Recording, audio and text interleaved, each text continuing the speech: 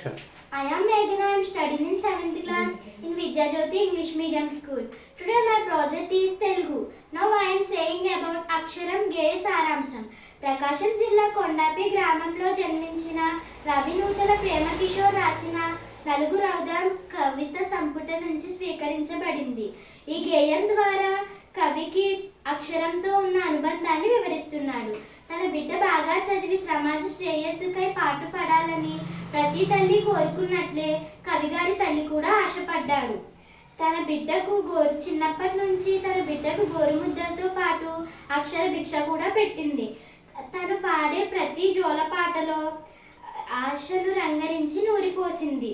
ఆ తల్లి ఆశ కవికి గుండె చప్పుడు అయ్యింది. కనులు మూసినా తెరిచినా అక్షరమే కనబడుతోంది. అందుకేనేమో చదువు పట్ల అతనికి ఆసక్తి పెరిగింది.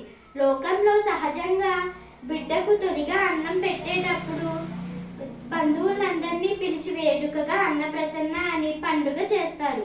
దానిలో భాగంగా పారాడుతున్న ఆ బిడ్డకు ఎదురుగా భవిష్యత్తులో ఏమవుతుందో చూద్దామని తమాషాగా స్వీట్లు, బంగారం, డబ్బు, పుస్తకం, పెన్ను మొదలైన వస్తువులు ఉంచుతారు. అలాగే ఇక్కడ ఉంచారు. వాటిలో ఎదురుగా కొత్తొచ్చినట్టు కనబడుతోందని మన బాలకవి కళాన్ని పట్టేశాడు.